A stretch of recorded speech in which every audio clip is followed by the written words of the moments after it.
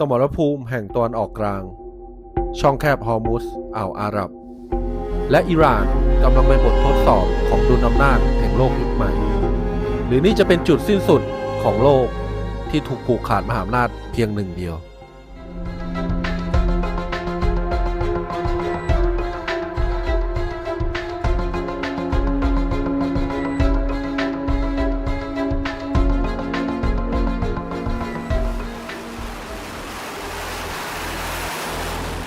วันนี้Think Tankจะพาทุกคนมาถอดรหัสความแข็งแกร่งที่แท้จริงของอิหร่านภายใต้ความล้มเหลวและการถดถอยทางเศรษฐกิจที่ดูแล้วสวนทางกับความสามารถที่จะมีอิทธิพลเหนือตะวันออกกลางแรงต้านจากภายในทั้งจากผู้ชุมนุมและผู้เห็นต่าง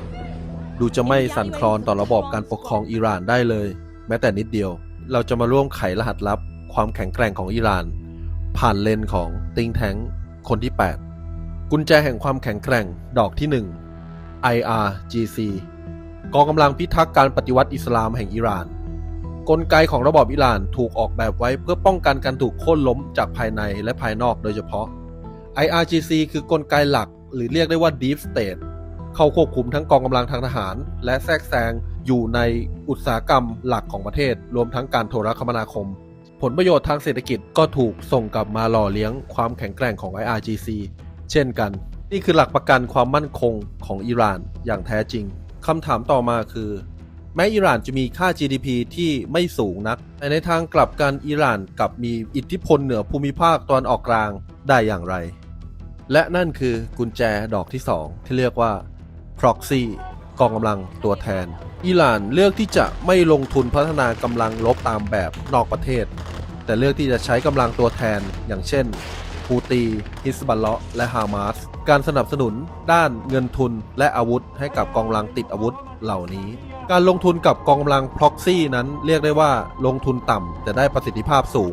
ในการที่จะมีอำนาจเหนือภูมิภาคตะวันออกกลางแน่นอนว่ากองกำลัง Proxy เหล่านี้ล้วนมีเป้าหมายและวัตถุประสงค์ทางการเมืองเป็นของตัวเองรวมทั้งมีอิสระในการตัดสินใจที่จะเปิดปฏิบัติการที่ไหนก็ได้อิหร่านทำอย่างไรปฏิบัติการของกองกำลัง Proxy จึงสอดคล้องกับยุทธศาสตร์ความมั่นคงอิหร่านได้อย่างลงตัวคำตอบคือจุดร่วมเชิงอุดมการณ์และดำรงไว้ซึ่งการมีศัตรูร่วมกันการที่ว่าศัตรูของศัตรูคือมิตรนั้นไม่ได้เป็นแค่เพียงหลักการสงครามเพียงอย่างเดียวแต่มันอยู่ในจิตวิทยาพื้นฐานของมนุษย์ในด้านการแสวงหาพันธมิตรในการทำสงครามและการมีผลประโยชน์ร่วมกันจากกรณีที่กองกำลังฮูตีโจมตีเรือสินค้าที่ทะเลแดงนั้นอิหร่านได้ประโยชน์รวมทั้งสามารถที่จะปฏิเสธความรับผิดชอบในทางการทูตที่เรียกว่า plausible deny ได้อย่างเต็มตัวถึงแม้ว่าอิหร่านจะถูกคว่ำบาตรจากการนำเข้าชิ้นส่วนการประกอบอาวุธและยุทโธปกรณ์แต่ก็ได้สร้างเครือข่ายอันนำเข้าชิ้นส่วนอุปกรณ์เชิงพาณิชย์ที่สามารถดัดแปลงเป็นยุทโธปกรณ์ทางทหารได้หรือที่เรียกว่า dual use ได้อย่างชาญฉลาดประเทศเดียวที่ดูจะโดดเดี่ยวในภูมิภาคแต่กลับสามารถใช้ความได้เปรียบทางภูมิศาสตร์อันที่จะควบคุมความเป็นไปของเศรษฐกิจโลกโดยเฉพาะการกำหนดราคาน้ำมันและพลังงานและนั่นก็ได้นำไปสู่กุญแจดอกที่ 3ที่เรียกว่าจุดยุทธศาสตร์ช่องแคบฮอร์มุซนั้นรู้ตัวดีว่าไม่สามารถที่จะนำเรือรบไปชนะกองเรือสหรัฐเหนือช่องแคบฮอร์มุซได้สิ่งที่อิหร่านทำคือหลักยุทธวิธีการรบทางเรือแบบอสมมาตรหรือที่เรียกว่า Naval Asymmetric Warfare ใช้ทุ่นระเบิดใช้จรวดกีดขวางเส้นทางเดินเรือทำให้ต้นทุนการขนส่งน้ำมันพุ่งสูงสั่นสะเทือนเศรษฐกิจไปทั้งโลกอำนาจต่อรองขั้นสูงสุดในการทำสงครามกับฝ่ายสหรัฐและอิสราเอลเป็นการเล่นกับจิตวิทยาและการตลาดได้อย่างชาญฉลาดและกุญแจดอกสุดท้ายที่เป็นหลักประกันความมั่นคงของอิหร่านคือการจับมือกับพันธมิตรแห่งเงาจีนรัสเซียเกาหลีเหนือที่มีแนวคิดและอุดมการณ์ที่แตกต่างกันมีผลประโยชน์ร่วมและภัยคุกคามเดียวกันนั่นคืออิทธิพลของชาติตะวันตกภายใต้การถูกคว่ำบาตรด้านพลังงานของอิหร่านนั้นจีนคือลูกค้ารายใหญ่ที่ได้น้ำมันราคาถูกเงินทุนที่ได้จากการขายน้ำมันให้จีนเป็นท่อน้ำเลี้ยงต่อระบบความมั่นคงของอิหร่านรัสเซียคือพันธมิตรด้านการทหารที่มีการแลกเปลี่ยนยุทโธปกรณ์เป็นจำนวนมาก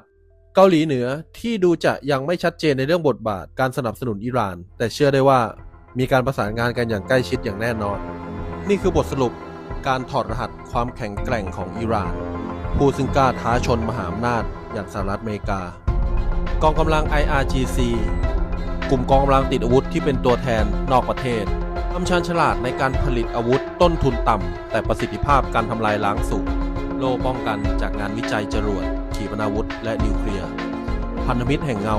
ผู้แข็งแกร่งจีนรัสเซีย